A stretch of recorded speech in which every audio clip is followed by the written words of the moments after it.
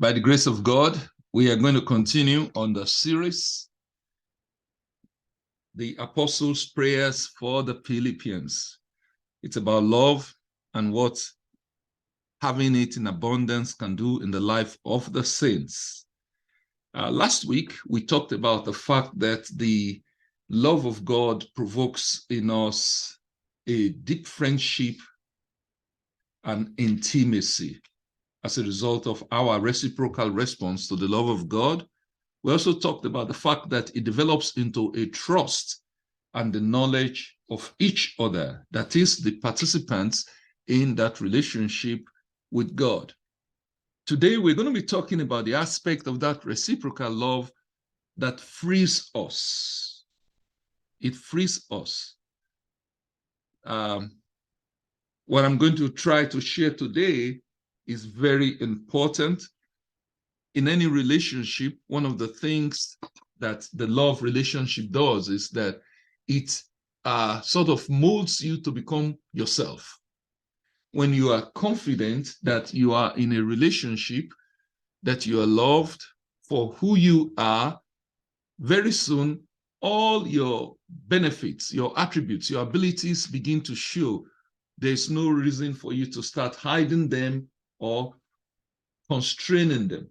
At the end of the day, you become the best that you can be if you find yourself in a loving relationship. Much the same way the love of God does to us when we reciprocate this love to Him. The reason is simple. Christ died to free us from the guilt of sin. I mean, look at our pets. Even your pets, they respond to you when they understand that you love them. And much in the same way, our love interaction with God frees us from fear and guilt, and thereby causes us to concentrate on the goal that God has set for us. That's the wisdom of God. And this is a good lesson for a lot of saints who have that progressive salvation relationship with God. When I say progressive, what you do is, well, today I didn't look at pornography. Yesterday I didn't curse at somebody. You measure the value of your relationship based upon the good things and the bad things that you did or you didn't do. What this will do is that you are constrained. Within your own limits there, you are constrained.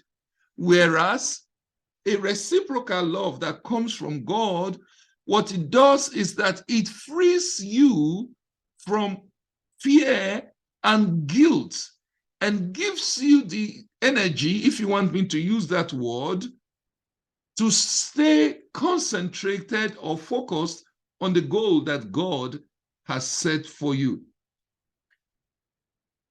The proverb writer in 28:1 says, "The guilty runs when no man pursues." It's very normal when you find yourself in a relationship where you don't feel you are really loved, but you are being tolerated. You will hide yourself. No matter how much you want to be faithful, you're thinking, if this person knows that this is what I am or what I desire or what I'm thinking, they're going to reject me. And this places a constraint on the relationship. It places a constraint upon the individual. Hear this. As long as that relationship is there, the mutual goal for the distance or the direction for the two people in that relationship can't be attained, because you need each other to go further, to get to that destination. And God knows this, that if He makes us feel the weight of who we are, what we deserve, and what we do, we will not be able to fulfill His will. And His will is that we become instruments of praise and worship for Him. Ultimately, everything you and I do, whether it is doing evangelism or helping the poor or prophesying or raising the dead, the whole end, the ultimate goal is that God Himself receives glory. But that glory does not come except the instrument, that is, his children, become that instrument of praise and worship for him. And God understands that when there's a constraint, you can't do what you want to do. You are restricted. And so what he does is that his love that he has poured forth in our heart sets us free from our fear and our guilt. I want you to hear this aspect in Galatians chapter 5, verse 1. You see how perfectly it matches with what I am saying. Galatians 5:1 says, it is for freedom that Christ has set us free. Stand firm then, and do not let yourself be burdened again by the yoke of slavery. Every other thing that does not have to do with the love of God and his grace is a yoke of slavery. But here, Paul says that Christ died so that you will be free to be a child of God. Anything that is your right and prerogative as a child of God was purchased for you by the blood of Jesus Christ. And so the legalists, the progressive religionists, or whoever is out there that do not depend upon the grace of God through faith in Jesus Christ, they are not free, no matter what. Well, this is the way you need to do it. This is why this is not working in your life. You tie yourself, you constrain yourself, because the death of Jesus Christ released that freedom that says, I am a child of God. I am his heir. I have the freedom to move, to be in God and in his home. That is what this is all about. This love that Jesus Christ poured for us. And this is how the Apostle John sees it. In John chapter 15, verse 13, it says, greater love has no one than this, to lay down one's life for one's friend. Somebody may not understand this fact from the beginning. Why didn't Jesus just like puncture his hand and spread a little bit of blood? The blood has been shed, but that's not it. He had to die to, first of all, satisfy the wrath of the Father, reconcile us to the Father, and integrate us into the kingdom of the Father with rights, with prerogatives, and the freedom to be. That's why he died. He died because he loved us first. There is a purpose to the death of Jesus Christ. To give us freedom, we need to not only be the children of God, but to reign with him. This is important. There's a purpose to it. He wants you and you and you and all of us not only to be called saved, but beyond that, to reign with Jesus Christ, because that is why he died for you and I. And you know, when I really look at it, it is very, very, very sad that the children of God do not reign with Jesus Christ. We don't reign because we don't understand the value of his death. We don't understand that he died because he loved us. We don't drive it. We think we need to earn our salvation by being good. Well, the scripture says what the law could not achieve because it was weak, it was imperfect. Christ had to die to perfect that. Unfortunately, what I'm saying may sound like some, I don't know, 21st century feel-good theology, but it is the truth. I have to understand the value of his love. I have to trust in that love for me to walk in that freedom. But there is a purpose to it. And the purpose is not only that I am a child of God, it gives me the freedom to reign with Jesus Christ.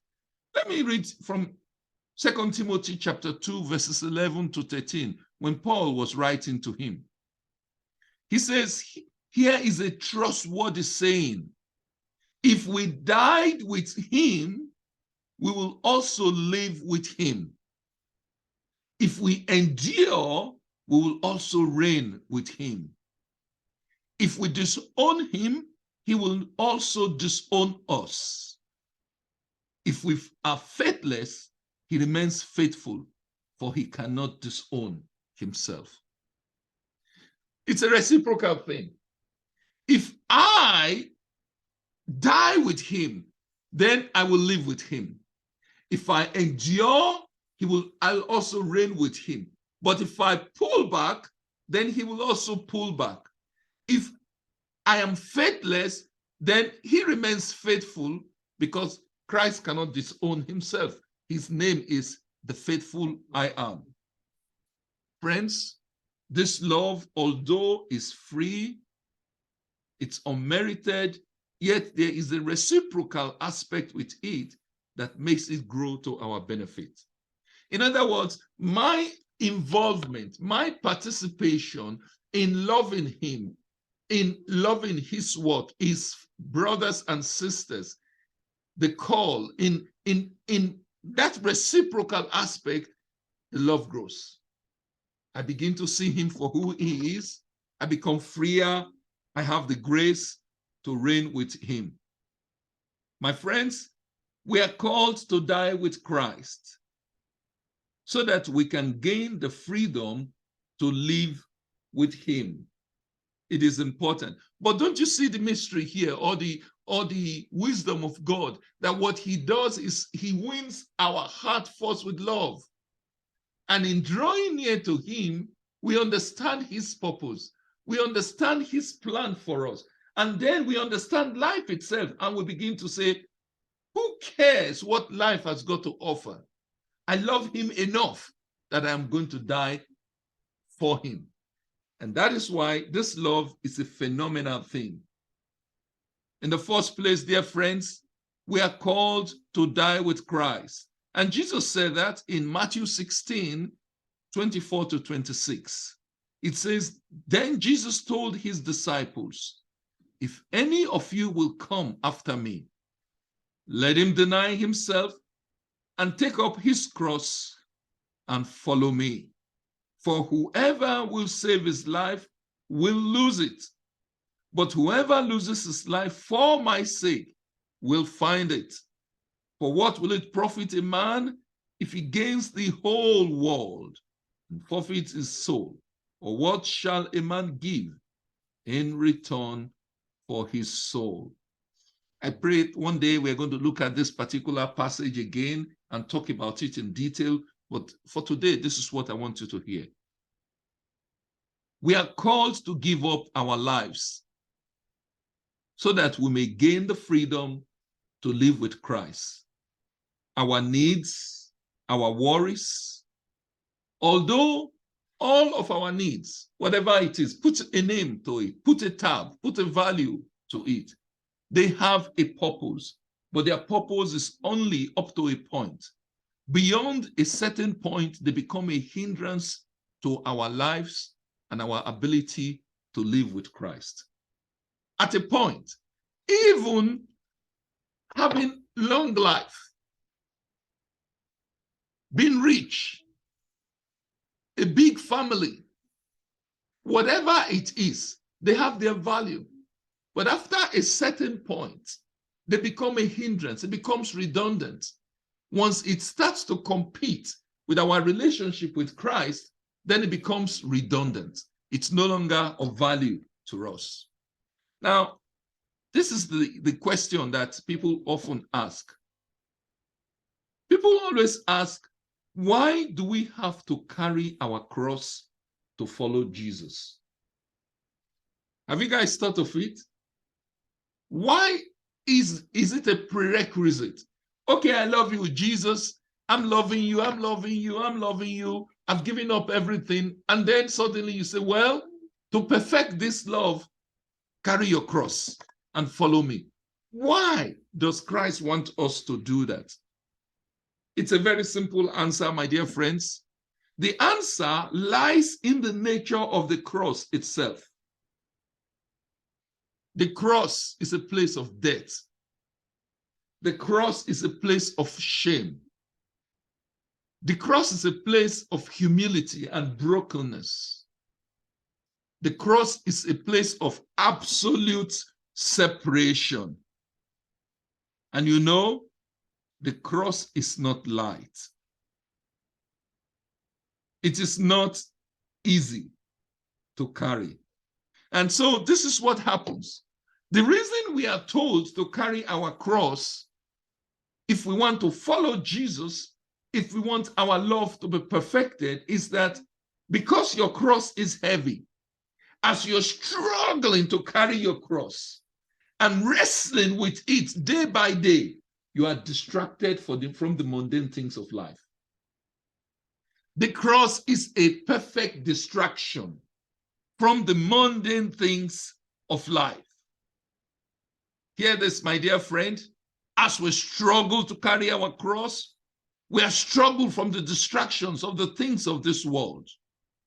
I realize that most people, in the midst of their struggles or needs or their desires, they are not able to concentrate on other things until that situation has been resolved. Have you noticed it? Friends, all of us, we have had friends that died, right? Have you noticed that when they are on their deathbed, they don't care again? Have you seen one friend that you visited dying on his bed and who tells you, I have some savings here, I have some this there? Have you noticed it? They don't have time for that again because they're carrying their crosses. That's what the cross is. It's not easy.